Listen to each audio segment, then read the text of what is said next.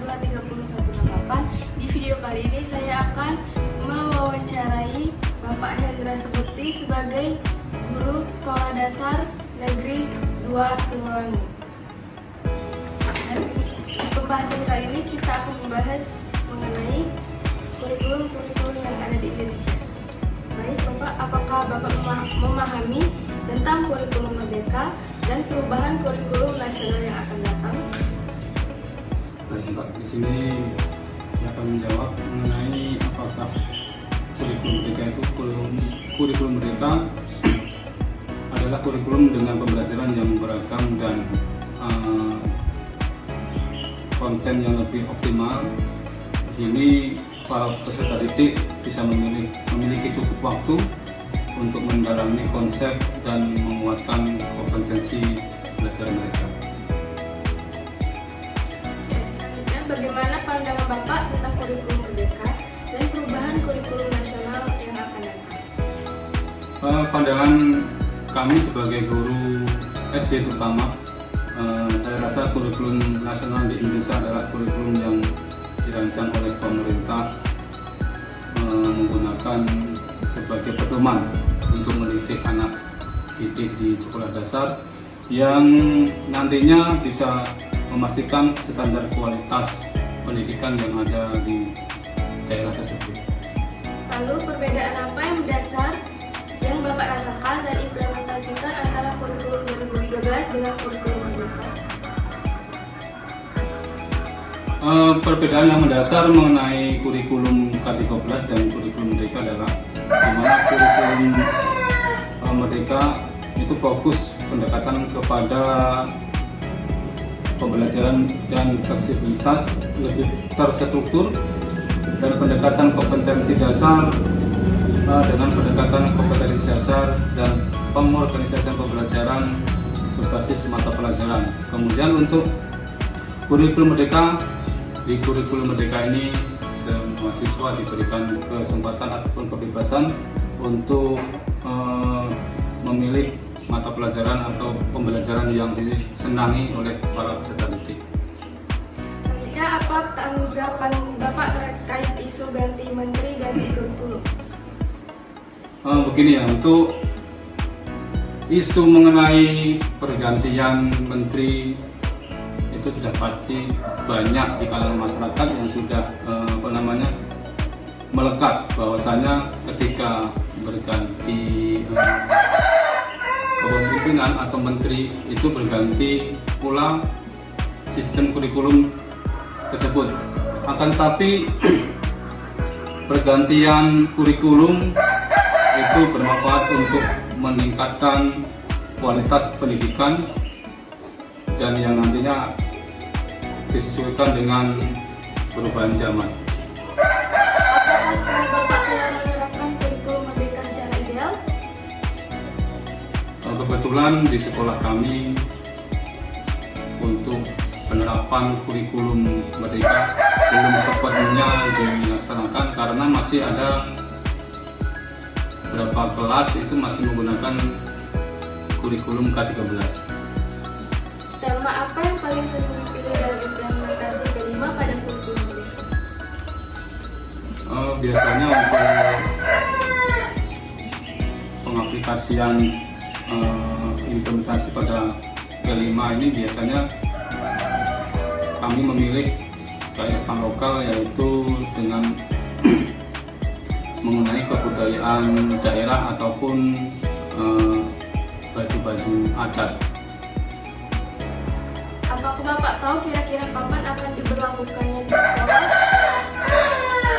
Mengenai kapan diberlakukannya di sekolah itu nanti tergantung oleh pimpinan, yaitu kepala sekolah. Apakah Bapak pernah mengikuti pelatihan kurikulum merdeka? Sejauh ini kami terutama para guru SDN 2 Selangor belum pernah mengikuti pelatihan kurikulum merdeka.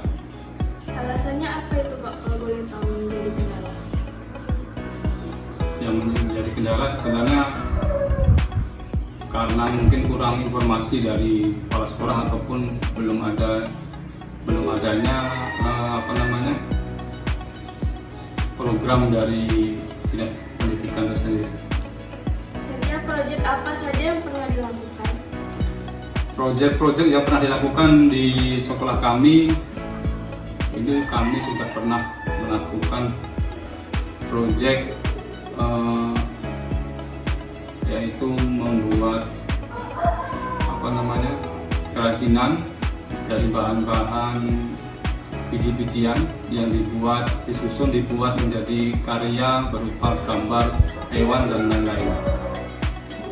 Terkait dengan profil pelajar Pancasila, profil yang mana yang intens diimplementasikan dalam pembelajaran? Dalam profil Pancasila yang intens dilaksanakan di SD kami adalah contoh beriman bertakwa kepada Tuhan Yang Maha Esa, karena di profil itu menyangkut dalam kehidupan sehari-hari, contohnya beribadah, gotong royong, dan interaksi sama manusia, sesama teman di sekolah. Apakah harapan Bapak dengan melaksanakan kurikulum merdeka?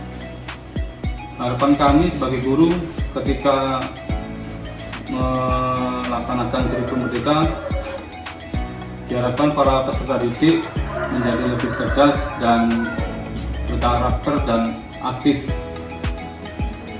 Apakah kurikulum merdeka sesuai dengan kebutuhan siswa dan pembelajaran seperti apa contohnya? Saya rasa kalau dikatakan sesuai, ya sesuai. Karena di sini dalam kurikulum merdeka ini siswa ditentukan untuk lebih kreatif dan inovatif. Contohnya kita harus memenuhi kebutuhan untuk proses belajar mengajar untuk siswa. Bagaimana interaksi guru dengan siswa selama implementasi kurikulum merdeka? Dalam interaksi guru dengan siswa, hal tersebut dapat dilakukan melalui berbagai strategi pembelajaran. Kami bisa baik diskusi kelompok, tanya jawab. Kita sebagai guru juga bisa memberikan apresiasi atau reward bagi para peserta didik yang aktif dalam proses belajar mengajar. Bagaimana Bapak memasukkan unsur literasi scientific HOTS P5 keterampilan abad 21 di dalam modul yang Bapak buat? Dalam pembuatan modul yang kami buat, kami masukkan P5 itu berdasarkan poin-poin tersebut bisa dibuat berdasarkan pengalaman belajar, bisa menggunakan pendekatan pembelajaran berbasis proyek. Terakhir nih Pak, pesan apa yang akan Bapak sampaikan kepada kami mahasiswa yang akan menjadi calon guru di masa yang akan datang? Baiklah, untuk pesan kami untuk para calon guru ya,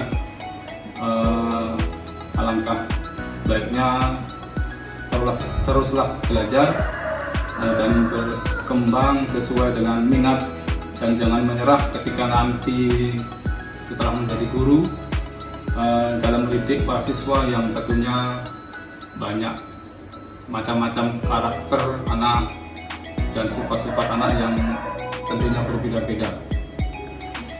Terima kasih Bapak. Itulah tadi video wawancara saya terhadap Bapak Hendra Subukti. Saya ucapkan terima kasih.